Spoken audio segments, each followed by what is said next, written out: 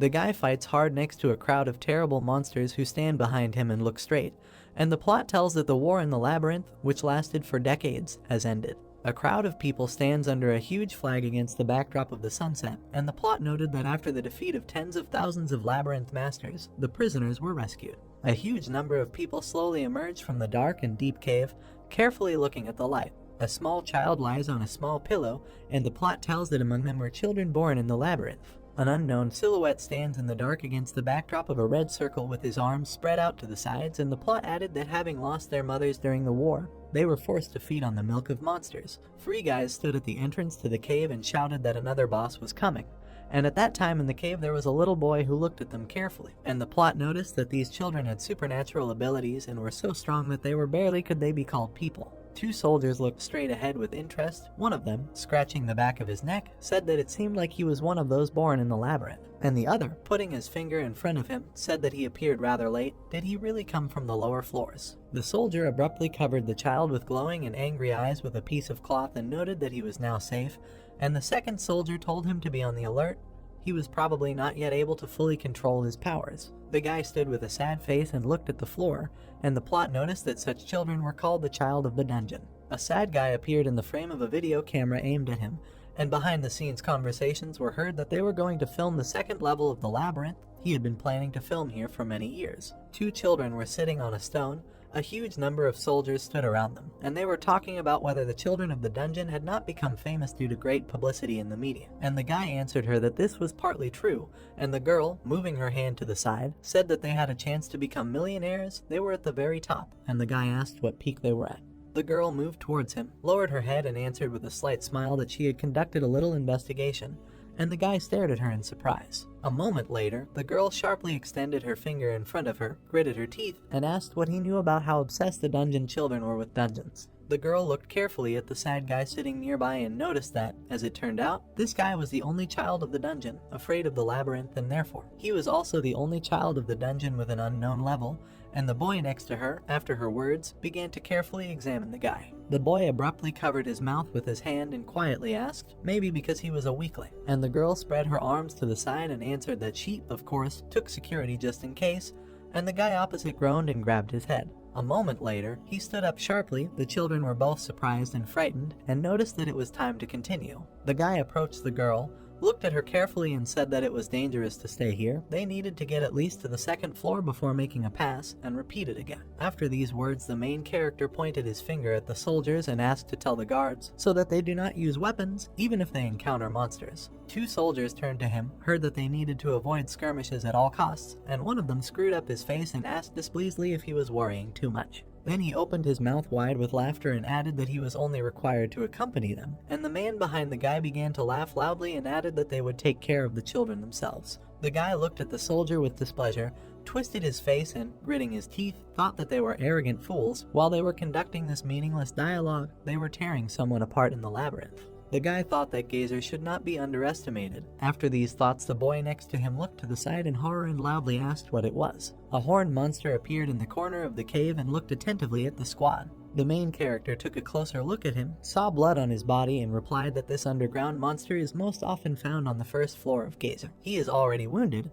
They better leave here before the smell of blood is absorbed into the clothes. The soldiers abruptly interrupted him, put their weapons in front of them, and shouted that it was time to get together and show the monster. The guy opened his mouth wide and, with his eyes wide open, shouted not to shoot. One of the soldiers sharply opened his mouth and gave the command to shoot. A moment later, the soldiers began firing with all their weapons. The monster raised its mouth and began to growl loudly. The soldiers dropped their weapons and, covering their ears, began to crouch. They opened their eyes and saw a huge corpse of a monster in front of them. The soldiers froze in horror and carefully examined the corpse. After a moment, they looked at each other and started laughing loudly and saying that it was easy. The girl looked in surprise at the camera in the boy's hands and asked if he had filmed, and he replied that of course he had, and the soldiers stood near the corpse and shouted that everything that moved would die from bullets. And another soldier threw his leg over the corpse and said that he felt a little uneasy because a lot of people were dying here, but they were no different from wild animals. The guy clenched his fist tightly, looked at the soldier, and noticed that they needed to return immediately. And the soldier opened his mouth in surprise and stretched out his finger in front of him and said that they had already taken care of everything.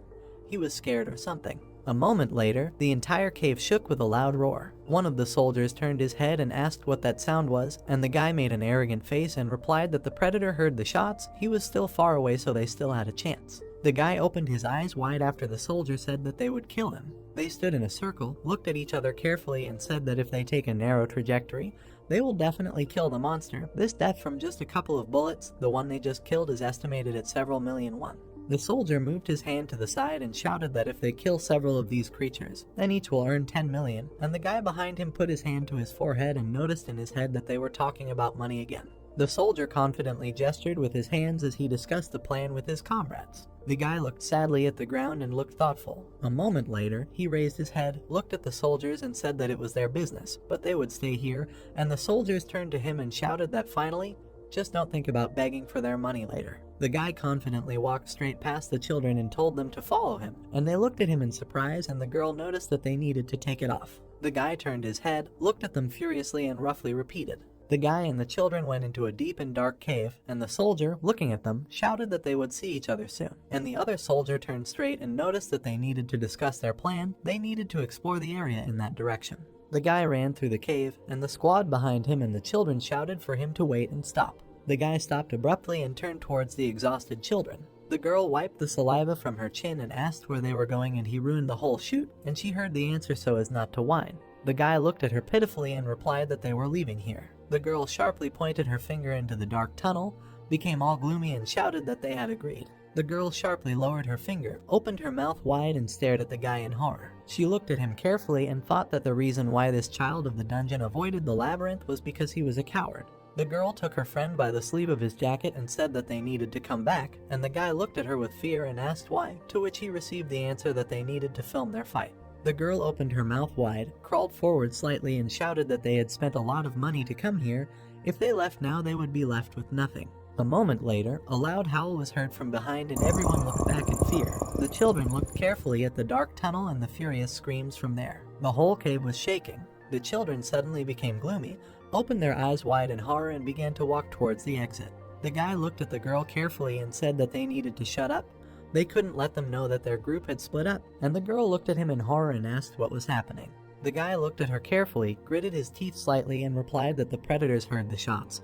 The one they killed was their prey, and the boy on the side secretly turned on the camera and filmed it. The boy pointed the camera at the boy and the girl while they said that he would let them die knowing this, and he replied that if he tried to convince them, they would have died already. A moment later, when the protagonist, looking carefully at the girl, noticed that the blood had gotten on their clothes, so that they were doomed from the very beginning, the boy shook the camera. He pointed the camera at his feet as screams could be heard in the background. The boy pointed the camera at his leg and saw a trace of blood on it. A moment later, huge, bloody nails appeared in the lens. The boy suddenly began to turn the camera and the body of the monster could be seen. He turned the camera to the monster's face and saw huge teeth and hiccuped in fear. Hatem the monster opened its mouth wide and pointed it towards the child. The guy and girl turned their heads sharply in horror after the camera fell to the floor. The huge monkey grabbed the boy in its mouth and began to tear him apart.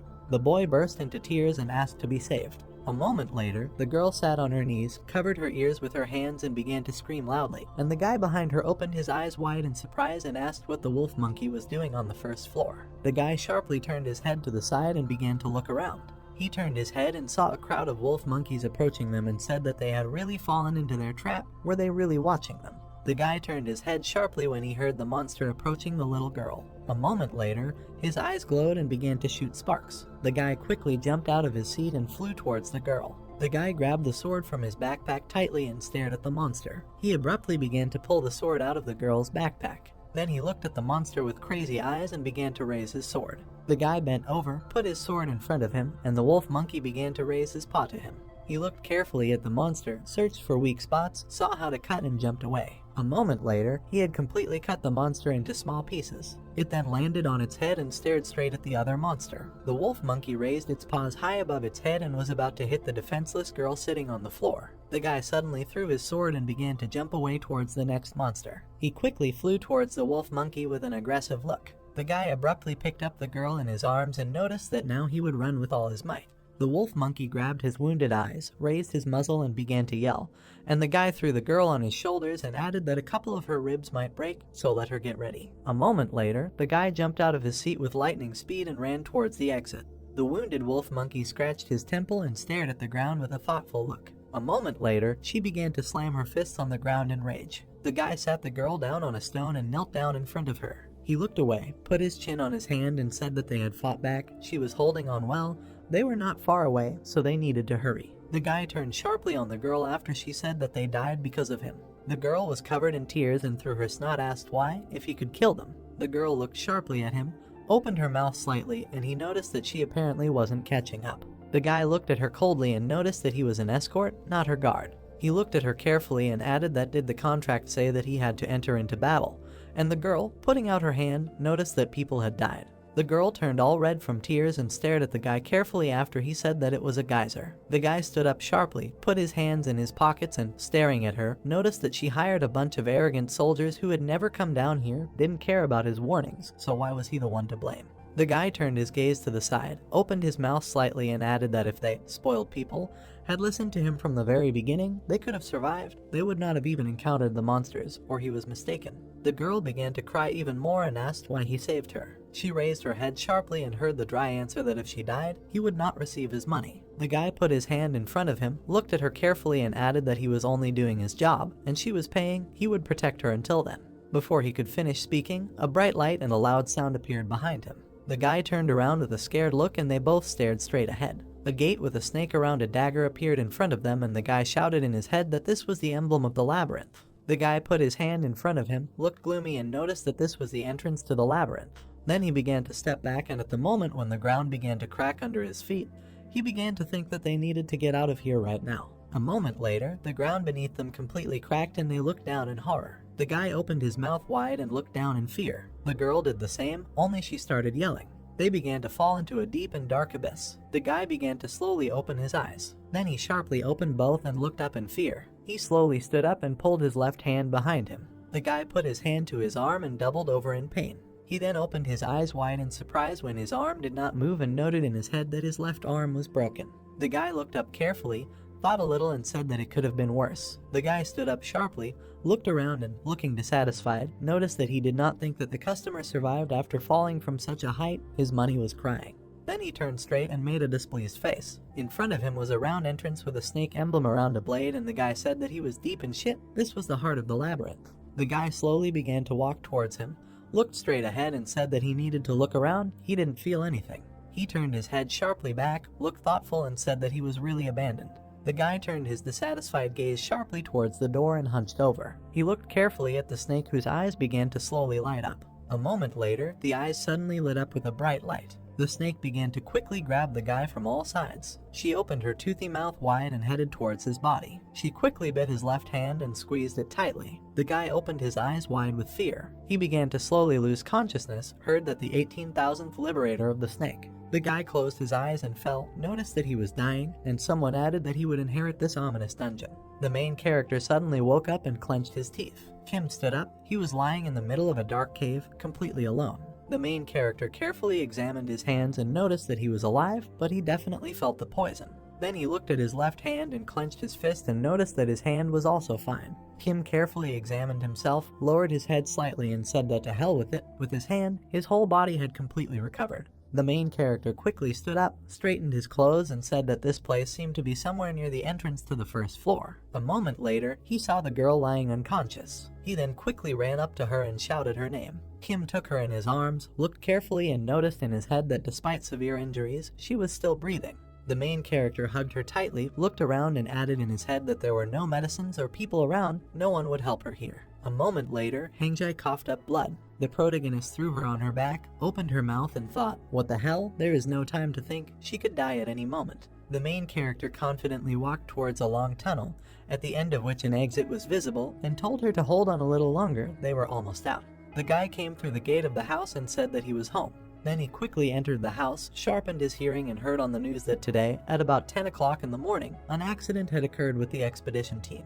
The main character stared attentively at the TV and the presenter added that 7 out of 9 died. The monsters ambushed them, destroying the entire fighting force of the squad. Kim carefully walked up to the sofa. On TV they said that the survivor, Miss Jang, was saved by a child of the dungeon by a Mr. named Kim, and sitting down he said that the spirit of the clock had not passed yet. Damn journalists. The main character abruptly took the remote control and, turning off the TV, noted that it would be good if they recorded it on camera, otherwise they would have blamed him for everything. Kim scratched the back of his head, yawned widely, and added that he would not want to pay fines because of a bunch of brainless people. The main character abruptly brought the envelope to his face, examined it carefully, and said that he left part of the salary in Hangjai's room. She hopes she noticed. These are difficult days. A moment later, Hyunji came up to the side of the protagonist and sadly called the protagonist, and Kim sharply turned his head at her and was surprised that she was home.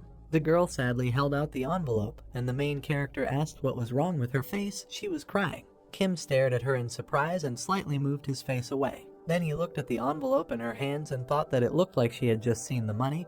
It was a huge amount of money for her. She must have been scared. The main character abruptly handed the girl another envelope and told her to take this one too. It will come in handy later. She doesn't have to ask where he got this money from. He didn't do anything wrong. A moment later, an angry man appeared behind the girl. The man stared furiously at the protagonist and gloomily asked what it all meant. Kim smiled broadly and asked that he had a day off today, and his father, looking at him, noticed that he was an ill-mannered boy. The main character cringed slightly, pulled his eyebrows away from misunderstanding, and heard that his father heard. He went to work, risking his life. The father looked at his son furiously, slightly pushed his face forward, and shouted that naturally he quit work and came home, and Hangjai stood and cried. The father turned sharply on the little girl and shouted that he told her to give them back. Why did she still have them? To give them back to her brother. Kim opened his mouth wide in surprise and, putting his hands in front of him, tried to interrupt his father. His father looked at him menacingly and, slightly opening his mouth, noticed that he considered them so useless that he decided to risk his life for the sake of money. The main character spread his arms to the sides and said that he didn't understand what he was talking about. Nothing bad happened to him. He just earned some money, and the father opened his mouth wide and shouted that this was enough for him.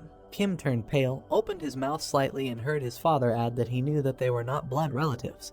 But he greatly underestimated him. He really thought that he would not find out about anything. The main character sadly lowered his head, began scratching the back of his head, and apologized. Kim turned his head sharply towards the outstretched envelope. Hangjai sadly held out the envelope and told her to take it. The main character slowly took the envelopes and looked sadly at his sister. The girl ran away from the room, and the father, turning to the surprised protagonist, noticed that he thought he raised him properly, but he grew up to be selfish. The father put his hand to his nose, squeezed it, and added that he understood that raising a child was not an easy task, and Kim opened his mouth wide and shouted, interrupting, that he gave her this money because he wanted it that way.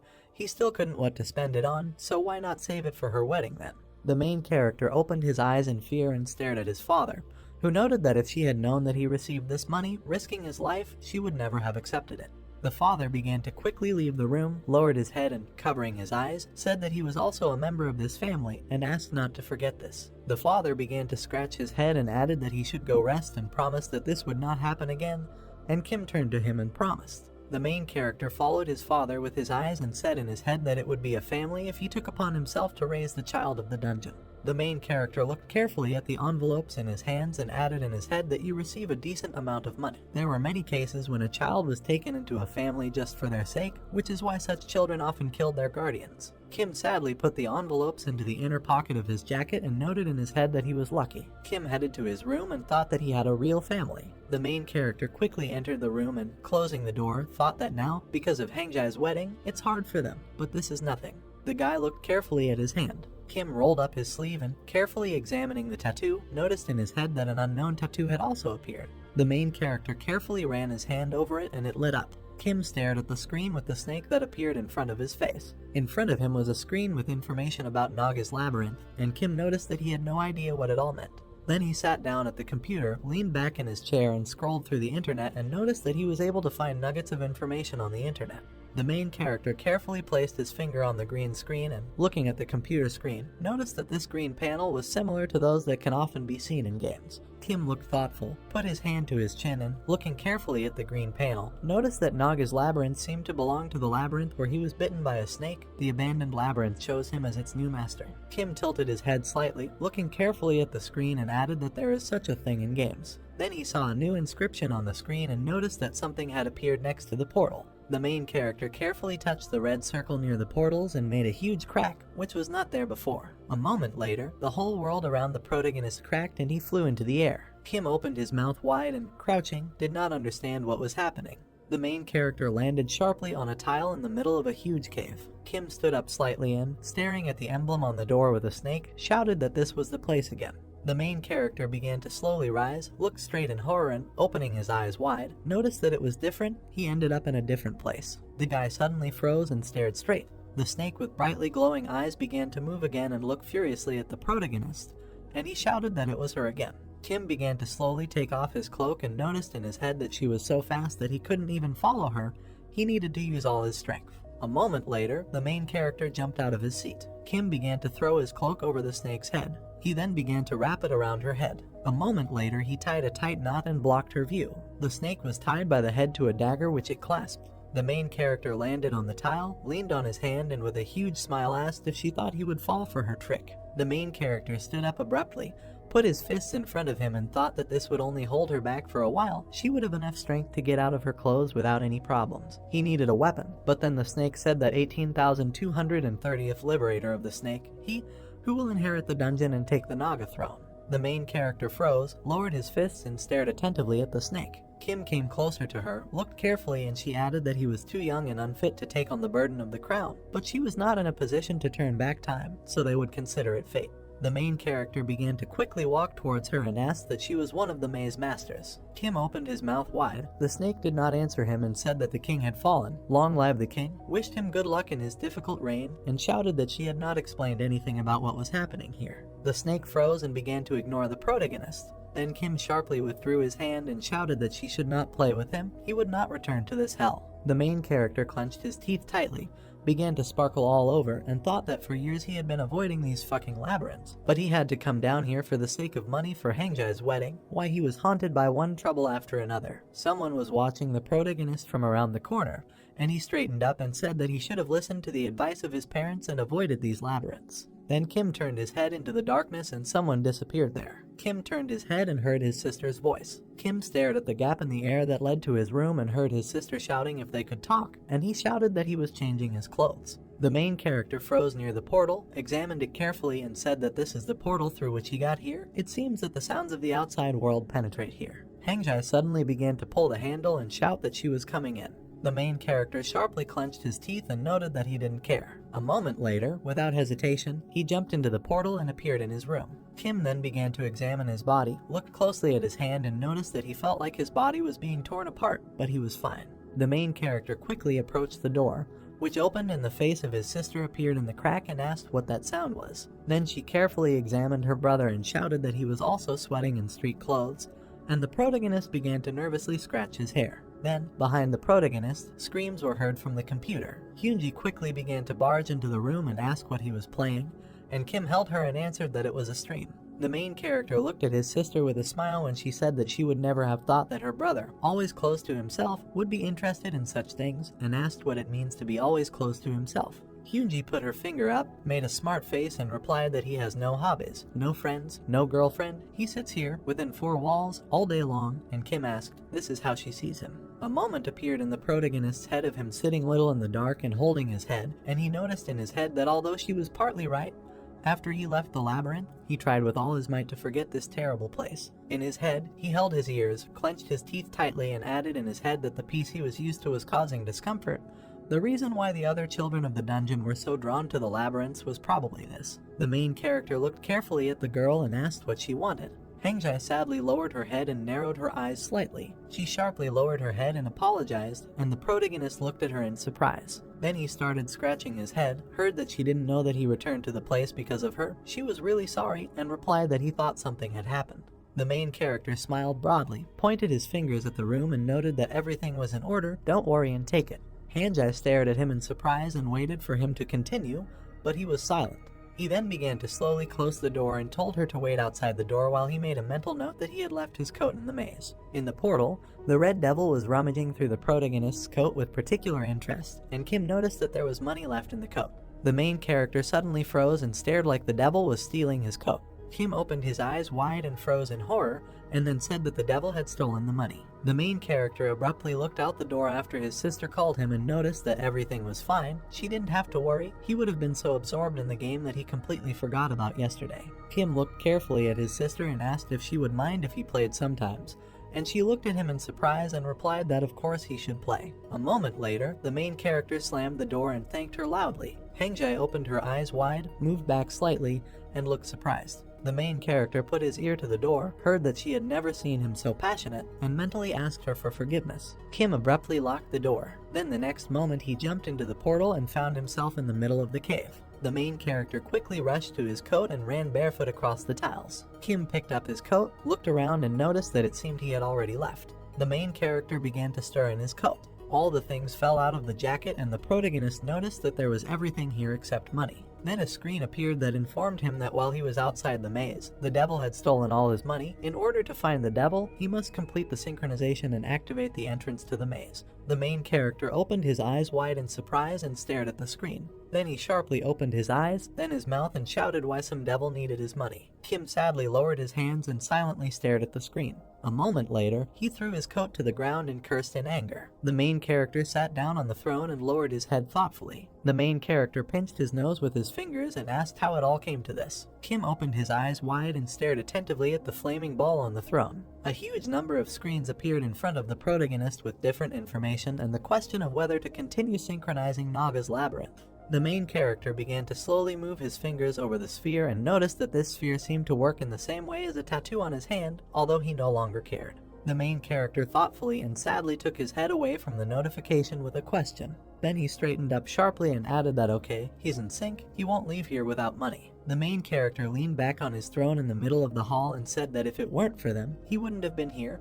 and I don't care what would have happened to this old labyrinth. Kim confidently clicked on the answer yes and asked what might have begun to attract him to his place of birth. A loading screen appeared, informing us that the characteristics were being checked. The main character looked thoughtful and stared at this screen. Then he started waving his hand and said what it was. He pressed the button. It was definitely written there that the gate would appear immediately. Kim began to slowly rise from the throne, looked away slightly, and noticed that apparently he was wasting his time. It would be much faster to find the devil if he ran after him right away. A moment later, a notification appeared that the verification had been completed. Kim Jinwoo had been identified as the Naga King, and synchronization had begun. Then the world around the main character began to turn bright white. The protagonist looked at his hand in fear, heard a voice in his head that the 18,230th snake nest in the Naga labyrinth was registered by a master named Kim Jinwoo. The main character appeared in the middle of a boundless white room, and a voice in his head added that the labyrinth was being transformed, taking into account the synchronized data of the labyrinth master Kim Jinwoo. The floor under the protagonist's foot suddenly cracked. Then a renewed labyrinth appeared in front of him in the middle of the cave, and Kim froze in anticipation. The main character stood next to the new, luxurious throne, and the voice noted that the synchronization was complete. Kim began to roll up his sleeve, looked around carefully, and asked if the design had really improved, although it was still dark and creepy here. Then a green screen appeared which announced that the owner of the labyrinth was Naga Kim Jinwoo, rank 4. The main character waved away the screen and noted that not much had changed. Kim looked straight ahead, saw a gate in front of him, and said that somewhere there must be an entrance to the labyrinth. A small devil appeared in the dark gate, looked out in fear, and looked towards the protagonist. The main character turned his gaze sharply at him and froze. Kim opened his eyes wide and began to emit lightning. The devil began to walk slowly through the hall and began to shake after the words of the protagonist that he dared to come to him in person. He believes that an ordinary person would not have noticed. He would not even have known that someone had entered here. The main character sharply extended his hand in front of him, jumped towards the devil, and shouted that he was a kleptomaniac and ran into him. Kim grabbed the devil tightly by the neck, and he stared at him in fear. The devil tried to escape and screamed loudly. Kim then struck him powerfully in the face, crushing it into his skull. Then he removed his hand, and the devil, his muzzle turning red, spat out some blood. The main character pressed him to the wall and noticed that the brave thief dared to return to the crime scene. The protagonist squeezed the devil's neck harder, looked at him with a mad look, and furiously said that he should return his money, otherwise he would tear him to pieces. The devil began to shake and wave his paws, and the protagonist looked at him and asked that he didn't have them. The devil looked at the protagonist's hand in fear, and Kim asked what he knew, what kind of money it was. The devil began to quickly reach into his t-shirt and look for something. Then, with joyful cries, he handed the red stone to the protagonist, and then the protagonist asked what he decided to pay off. Shin opened his eyes wide in surprise and stared at the stone. The stone in the devil's hand glowed bright red, and the protagonist thought that it was a deep gem. Several beautiful stones of different shapes and colors appeared in his head, and Kim said that deep gems, special jewelry that can only be found in Gazer, are deep underground or can be hidden in rare plants growing in geyser. In the protagonist's head, a man appeared with a sword in his hands, standing on the corpse of a wolf monkey and looking at the red stone in his hands. And Kim noticed that, however, their extraction is so difficult that people choose to hunt the most dangerous monsters, which is why deep gems cost so much. The main character took a closer look at the gem and thought that even a 1-carat gem is valued at a couple of million won, but this gem is the size of a thumb. The main character squeezed his trembling hand harder, pulled the other towards the stone, and noticed in his head that it was definitely worth tens of millions.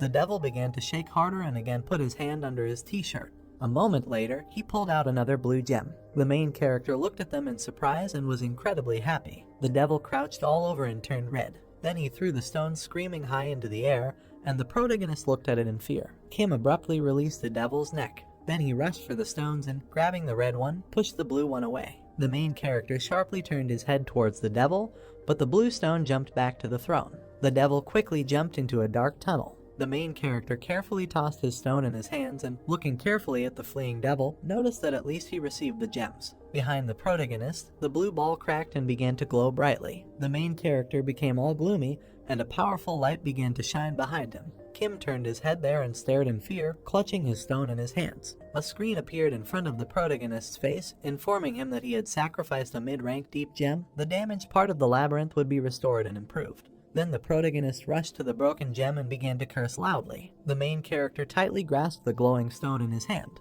He then looked into his hand and saw only a small fragment, and then the screen noted that there were 24 hours left before his durability was updated. He had 72 hours to increase the rank of the labyrinth. Kim looked at his hands, sweated, and looked sad. Then he leaned on the pedestal, looked straight ahead, and noticed that he could have bought a car. 4 days later, Hangjai stood in her wedding dress with her husband, and the protagonist said that despite the worries about her sister's wedding, thanks to the blessings of other people and the generosity of the groom's parents, everything went well. The main character looked carefully at the old man opposite who offered 18 million for the crystal, and then noticed that he was able to sell the deep gem for a good price. The main character sat at a table in front of a green screen, said that although he sold it for less than he expected, it was enough to buy a decent wedding gift, and leaning back in his chair said that he would have problems if this my father finds out, so I'll have to give it to her personally. He can't believe that some stone is worth 18 million. The main character sharply turned his head to the screen, which said that there were 24 seconds left before the completion of the labyrinth update, and noticed that he could have received 38 million if not for this labyrinth.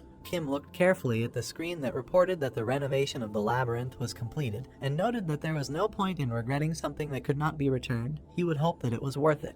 The main character abruptly rose from his chair and, starting to walk straight, ordered the gates to be opened. A moment later, he slowly emerged from the portal and found himself in a labyrinth. As soon as he entered, a notification post appeared in front of him, which he looked at in surprise. Many notifications appeared. The most important were that the rank of the labyrinth moved from first to second and new structures were unlocked, and a Naga nest structure was created next to the owner's room.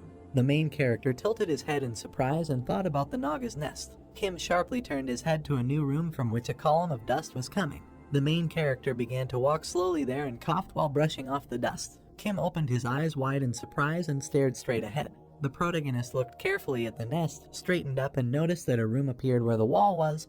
This was the Naga's nest. The main character put his hands in his pockets, walked inside, and, looking around, noticed that it looked different than he had imagined. He thought it would be somehow more snake-like. A moment later, a paw came out of the ground behind him and the protagonist looked at it in horror. A green notification appeared which reported that 6 Naga slaves of the first rank had appeared in the Naga nest structure. The number of slaves would increase as the rank of the labyrinth increased. The main character looked at them in surprise and shouted that they were slaves. Kim looked carefully at the small animals and wondered why they were so cute. The main character put his hand to his chin and looked carefully at the notice that said that the slaves were waiting for the master's instructions. Kim turned sharply, began scratching the back of his neck, and said that he knew well what slaves should do, because he worked as a laborer for the government. The main character looked carefully at the 3 reptiles and said that the 3 of them would be scouts. Let them draw a map of the labyrinth, starting from the center. The main character folded his hands at his sides, looked carefully at the reptiles, and added that they should explore nearby risk factors, resources, ecology, and the rest. Let them remember that the priority is survival, no battles. And the green Naga raised her paw and hissed in approval. 3 Nagas left, and the main character, turning to them, thought that in theory, he should have sent someone with them. But he's homeless, where did he get the money to protect them? Kim turned his head sharply at the remaining ones and ordered them to dig up the wall opposite the nest and create a storage facility. One of the Nagas took the pickaxe in her hands and stood in place,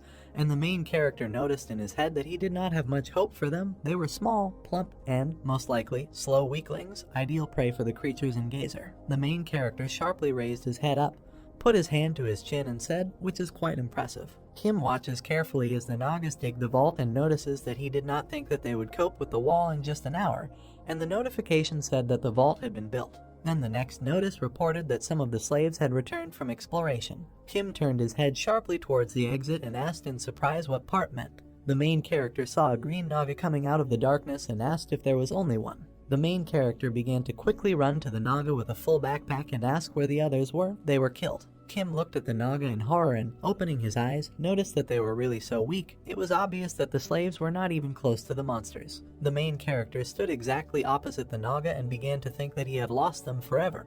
But the Naga interrupted him and hissed, and the protagonist asked that they were okay. Then the Naga noticed that there was so much loot that he had to return. It was an honor for him that he was worried about them.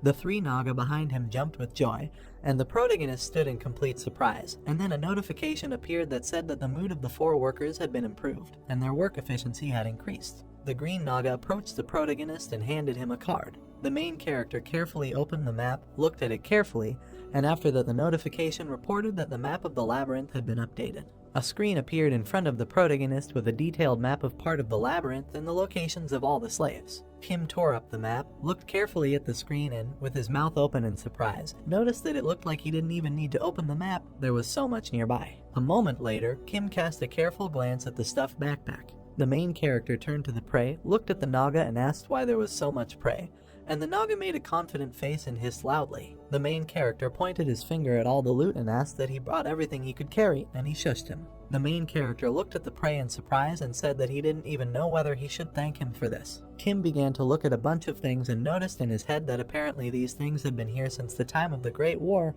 It was clear from them that there had been no people here for a long time. The main character was completely lost in thoughts and began to say that it was interesting how deep they were, but his words were interrupted by the fact that he saw shiny stones. A moment later, the main character quickly flew into a pile of junk, scattering everything in his path. The main character picked them up and began to study them in surprise. Kim looked at them carefully and thought that these were deep gems. Naga came up from the side and hissed, and the protagonist looked at him in surprise and shouted that he had seen a bunch of such stones. Kim took the Naga by the shoulders, started shaking and screaming to carry them faster, and did not forget to tell others about it.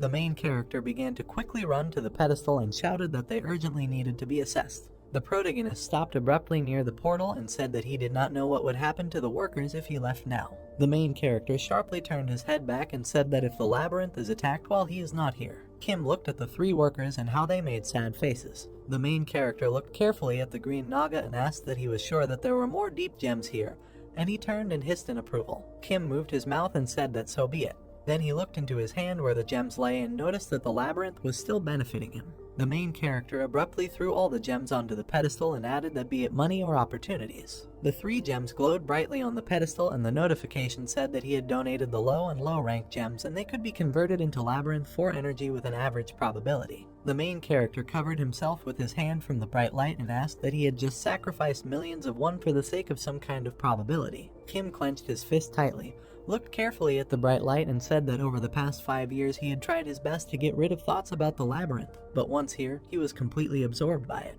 The main character relaxed his face, then his gaze, and added that he thinks that now he understands why the children of the dungeons are so obsessed with them, why they are ready to give their lives for them. A moment appeared in the protagonist's head as he sat in a dark room and held his head, and then Kim thought that despite the danger and pitch darkness of Gazer, an unpleasant feeling never left him while he lived in peace and security on the surface. This is not the same, that can be corrected or forgotten. He was overcome by a simple one. The main character stood against a backdrop of bright light, looked at it carefully and noticed that it was boredom. Kim didn't look away from the bright light, straightened up slightly and added that he was going crazy with boredom. The Nagas behind him stood and watched him intently, and then Kim shouted that he would bring glory to the Empire to the Naga King. Kim put his hand in front of him, looked straight ahead and shouted that he would bring glory that would spread throughout Gazer. The main character sharply moved his hand to the side and shouted for Naga to come. A huge screen appeared in front of the protagonist with information about who he can summon. Kim put his hand to his chin, looked thoughtful, and said that this is all he can call at the moment. It would be the right decision to call on soldiers to protect the labyrinths. The main character straightened up, looked carefully at the pedestal, and said that given that there is a cost for their maintenance, he cannot mindlessly call up many soldiers. The main character began to slowly walk straight and raised his head and said that he was calling for 1 soldier and 1 servant. A notification appeared in front of his face and informed him that he had spent 1 unit of abyssal gem energy to summon 1 Naga soldier. The next moment a white stripe appeared in front of the protagonist. Then it began to glow brightly and Kim put his hand in front of him to shield himself from the light. A guard appeared in front of him and the protagonist looked at him in fear, and the Naga behind him hid behind the gate and looked straight ahead in fear. A huge warrior appeared in front of the protagonist, a standard Naga soldier, and Kim said that he was wondering if the soldiers would have any weapons. As it turned out, this was more than enough. The main character looked away, raised his hand to his neck, and ordered that he would protect the vault along with the workers, to which he heard an approving hiss. The Naga soldier quickly crawled away to the storage room, and the main character put his hands in his pockets and, looking at the ceiling, noticed that judging by his physique, he thought he was not so bad. A notification appeared that informed him that he had spent 2 units of abyssal gem energy to summon 1 Naga minion. Then the second notification said that Gazer's secret was activated. He summoned a heroic rank servant of Naga. The main character opened his eyes wide in surprise and asked what heroic means. A white stripe appeared in front of him again, which began to make loud sounds. A moment later, a huge, bright rift appeared and the main character screamed slightly in surprise. A Naga in beautiful clothes appeared in front of him. She had green hair and armored ears on her head. A Naga with purple hair appeared in front of the protagonist, and then notification said that the heroic servant of the Naga, Dominicana, was summoned. Dominicana is far superior to the standard servants of Naga. She is a faithful advisor who will serve her master with all respect. Dominicana closed her eyes, smiled slightly, and greeted her master. Kim opened his eyes wide, looked at her in surprise, and thought that her voice was sounding in his head. It was something like telepathy. Naga abruptly folded her hands, lit up all over, and shouted that she was asking to give her first order, and the main character looked at her in confusion and noticed that she was speaking. The main character was chatting with a naked woman in the middle of the host's hall. Dominicana put her hand to her temple, heard the protagonist that this was the current situation, and looked thoughtful. A moment later, she looked at him and asked what was going on. He hadn't even finished training yet, and Kim looked away and replied that something like that. The main character opened his eyes in surprise when the Dominican Republic asked him for the explored map of the labyrinth. Then she carefully looked at the screen with the map in front of her and, folding her hands on her chest, noticed that there were deposits with deep gems nearby. And the main character opened his eyes wide in surprise and noticed in his head that she even knew how to use cards. The maid with a huge smile began to walk towards the exit and, turning around, said that he needed to look at them with his own eyes. She would explain everything to him along the way, and the protagonist would note that they would look around at the same time. First they came to a cave with sharp stalactites. Dominicana opened her mouth in surprise and happily said that there is a stalactite cave in the labyrinth.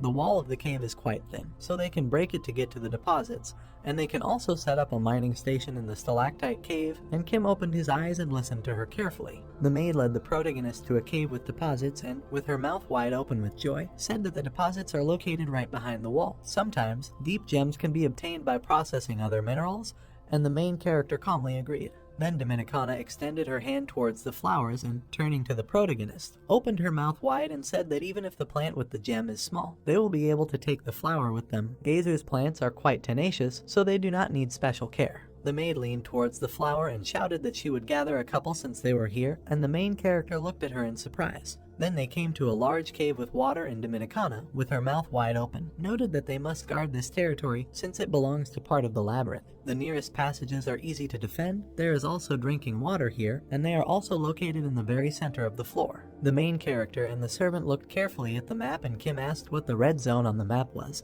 and the Dominican Republic smiled and replied that she thought there were wild creatures here. The protagonist looked carefully at the red zone with a dark head with horns and noticed that it seemed that this zone was blocked, but probably the slaves discovered the creatures there and decided not to meddle there. The Dominican Republic raised a finger in front of itself and noted that this territory with monsters could be considered as a hunting zone in order to be able to recruit more soldiers and servants. The main character looked carefully at the girl and asked that her name is Dominicana.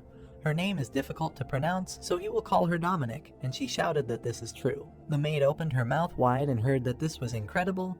Absolutely. Dominicana became embarrassed, put her hands to her cheeks, and shouted that this was the minimum set of knowledge for a servant who helps manage the labyrinth, and the main character clenched his teeth and asked her not to be modest. Kim looked at her carefully and, opening his mouth slightly, said that he could not even imagine that there could be someone here with whom he could talk. The main character put his fingers in his pockets, turned his head to the servant, and noticed that, as she knows, he came from the upper world. He does not intend to leave the labyrinth, but will be here very often. The servant suddenly became sad and noticed that she understood his concern, and Kim looked at her carefully. Dominicana closed her eyes, lowered her head slightly, and said that since the labyrinth does not yet have a core, a swarm of monsters will not appear here soon. But anything can be expected from Gazer, recommending that he summon more soldiers and servants to improve the labyrinth before it is too late. The main character looked at her carefully, and she added that he also needed to collect more deep gems. The main character turned to the servant, looked at her carefully, and asked if she would help with this. Releasing energy from the deep gems and calling will help only be carried out by the master, that is, the owner of the labyrinth. Then Kim turned and started to leave, noticing that he had one last question. The Dominican Republic's eyes widened after hearing the question of what would happen if he did not meet their standards. The servant looked carefully at his back and replied that some Nagas may leave or start a rebellion, but even if the monster harms the owner of the labyrinth, they will never be able to take over the labyrinth. The Dominican Republic lowered her head slightly, opened her mouth slightly, and added that only the one chosen by the labyrinth can be its owner. Then the main character turned to her, put his hands in his pocket, and heard that the Nagas were not so stupid as to overthrow the power of the labyrinth, whose glory would be spread throughout Gazer. Kim looked at her carefully and in surprise. Then he turned his head sharply, closed his eyes, and smiled, noticing that's how it is. The main character slowly walked to the throne with the servant and said that they had a lot of work, so they needed to stop talking, and he was pleased to meet you, and the Naga shouted that she was also glad. Then the main character asked that she said that he could improve the labyrinth with the help of gems collected from flowers, and she loudly replied that she thought they would be enough for him.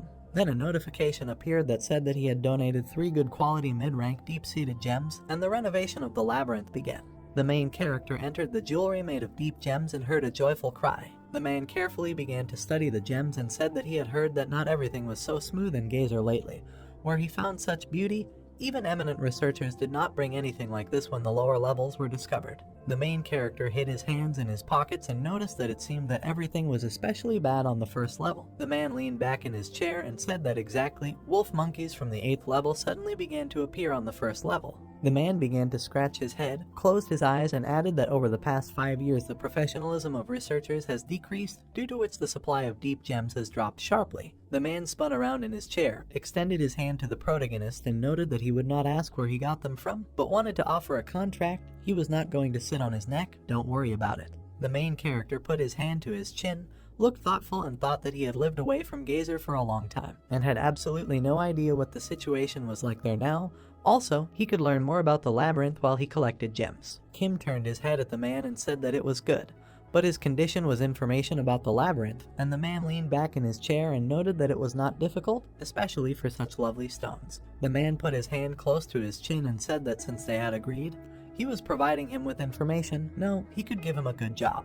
The main character approached the old man as close as possible, and he put his hand to his mouth. Then Kim suddenly became gloomy when he heard the question, "Have you ever heard of hell spiders?" The man moved his hand to the side, closed his eyes, and said that the hellish spiders are difficult to deal with, but each one has a deep gem. The protagonist has a high rank, and if he kills at least one, he will receive a huge amount of money. The main character turned sharply and, interrupting, replied that he would not take on this. The man clenched his eyes and, looking at the protagonist's back, asked that he was going to refuse that kind of money. The main character stopped abruptly after saying that he has a family that needs to be taken care of. I heard that not everything is so smooth with them. A moment later, the protagonist broke the table into small pieces with a sharp blow. The man was covered in sweat and fear was visible in his eyes. Kim made a furious face, looked angrily at him with a glowing eye, and asked what he was really digging under him. The merchant sat on a chair near the broken table and asked the guy to calm down and just listen to him. He would work with the strongest children of the dungeon.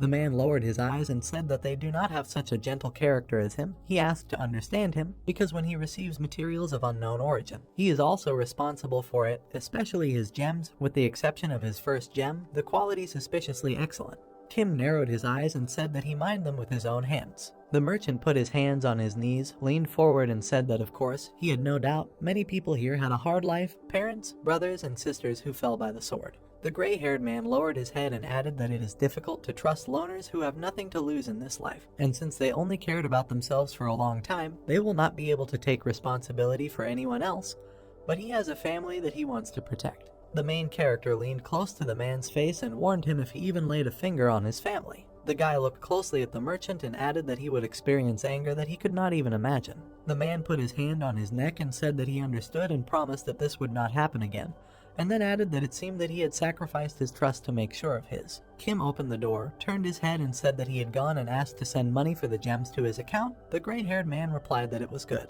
The merchant sat on his chair and looked at the closed door. The man looked at the broken table and said that he didn't even mention the table. Damn children of the dungeon. A girl with big blue eyes looked in front of her in surprise and heard someone shouting to her to run because the hellish spiders had gone berserk. A woman in a torn dress ran to the side screaming, "Save me," but she stood there confused. The spider's leg pierced the back of the girl, who said that all their lives they had worked for their labyrinth, so why? She opened her eyes wide and screamed in pain, "Why?" The girl looked confidently at the spider and shouted, "Duke Gazer." The monster's eyes glowed red. The main character lowered his head and looked down with horror in his eyes. Dominique opened her eyes wide in fear and called out to her master. The guy looked at the assistant, who asked if he was okay. Kim sat on the throne, holding his head, and said that he had a dream from the past. The maid asked again, "A dream?" He replied that everything was fine and asked her not to worry. These were things of bygone days. The main character touched his cheek with his hand and looked ahead tiredly. Dominic and the workers looked at the master with concern in their eyes. Kim laughed, put his hand on his head, and the assistant looked questioningly at the master. He replied that no, nothing. The workers stood and looked at the master, who said that he was simply surprised at how different they were from other creatures. Dominique looked at the guy and said that if he didn't like them, Kim interrupted her, saying that no, it wasn't that he liked strange things, since he was born and raised in a labyrinth. The main character put his hand on his chin and thought, although precisely because they do not look like ordinary inhabitants of the labyrinth, he is not so nervous while being here. The guy removed his hand from his face, looked at the girl's surprised eyes, and said that hellish spiders lie not so far from here. It's good that they are at a great distance from each other, but other creatures from deeper levels can come here. He asked how many left until the update. Dominique looked at the screen and noted with a smile that there were still 3 seconds left before the maze would rise to rank 3. Kim looked to the side in surprise and asked what. The guy stood and looked at the screens that appeared. In the first window it was written that the upgrade of the labyrinth to the 3rd level was completed. A notification appeared that previously inaccessible structures had been unlocked and new workers had been recruited. A message popped up that 6 first-rank Naga workers had been added. The last screen said, "Creating a labyrinth core." The main character and all his workers looked in one direction. A pedestal with a crystal appeared on the ground. Dominique explained that this is the core, the heart of the labyrinth. If it is destroyed, the labyrinth will be deactivated.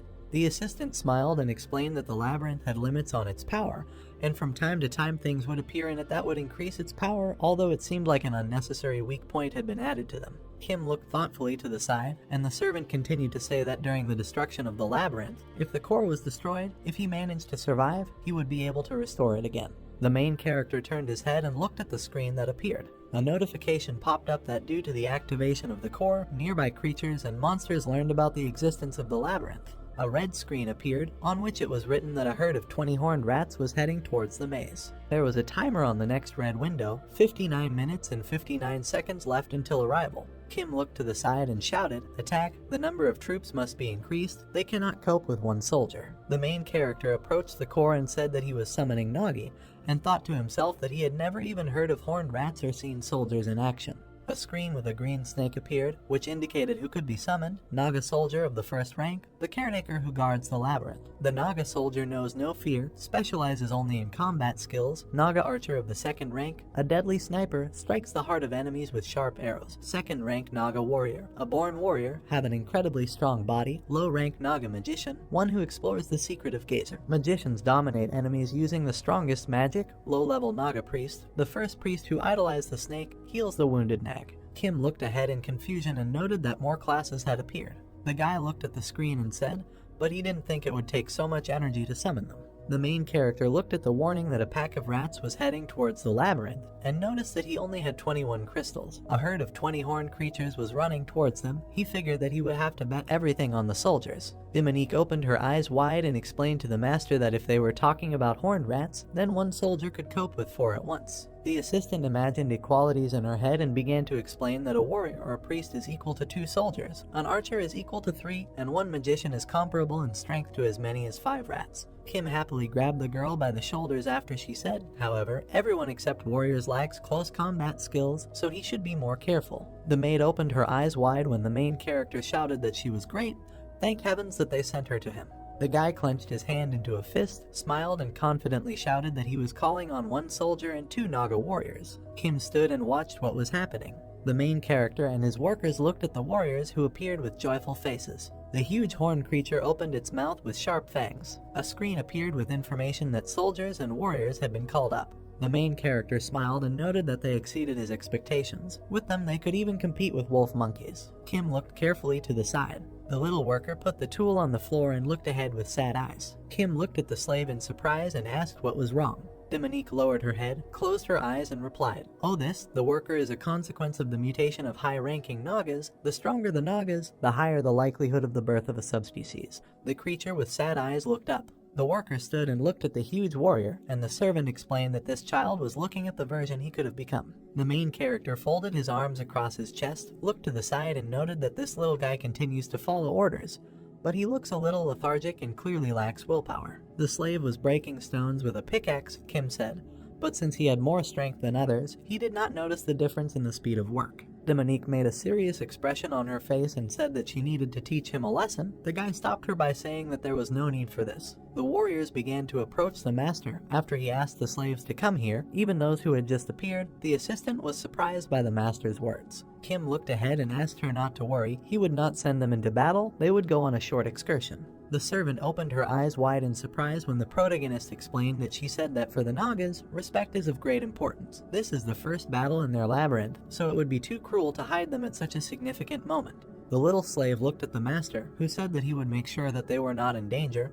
He would protect them by any means necessary. The creature with big eyes looked at the handle in the hand of the master, who asked what about the weapon. Kim looked at the large pickaxe in his hand and asked what weapon he should take. The slave looked up and heard, a small but weighty weapon of a warrior. The main character looked to the side and smiled. The guy approached the warriors, raised the pickaxe and shouted, "Now Nagi, into battle." Kim narrowed his eyes, holding the weapon in front of him, and said that these rat creatures who dared to encroach on our labyrinth must be shown to them that they themselves crawled into the mouth of the snake. An army marched through the dungeon, kicking up dust. The horned creatures moved with swords in their hands and thought that they had finally found the cave of these snakes. We would eat their children and rape their wives. There were 3 workers standing in the passage. The rats thought that there were only working snakes here, and not a single warrior. The new owner of the maze was a real idiot. He didn't even understand his capabilities. The leader of the rat army put his hand on his sword, and his subject said that their Tretch can do everything. Their Tretch is smart. Tretch has a big horn. The larger the horn, the smarter the ruler. The commander extended his hand with his sword and shouted that he was the smartest Tretch, the strongest. These snakes will soon know their end, the last snake cave.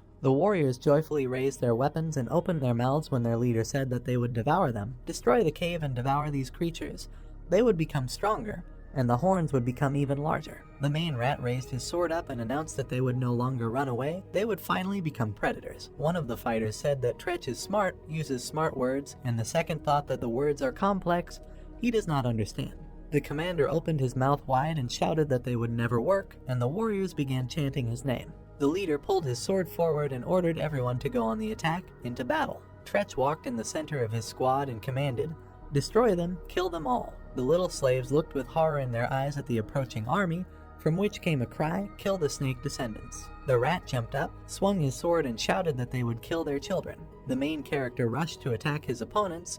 The offender's weapon flew up. A bloody body with a broken horn fell to the ground. The horned creature looked at what was happening in surprise. Kim swung his pickaxe and shouted, "Nagi." The protagonist, surrounded by his warriors, picked up the dead body of the rat in order to show what they were worth. Huge soldiers put their weapons forward, the frightened enemies began to retreat, and the main character shouted for them to finish off every rat. Opponents ran away with frightened faces. Some of them flew into the air from the blows of the fighters. They shouted that it was a trap. Tretch stood with his ears down, looking at what was happening and remembering. He stood with a pickaxe in his hands and heard someone ask him, "Are you satisfied?" The rat with the tool on his shoulder walked to the side, saying that he called him during work for the sake of empty chatter. Tretch goes to dig further, and the man in the cloak asked again, "Is he satisfied?" The horned creature looked to the side and replied that he would be eaten if he stopped working.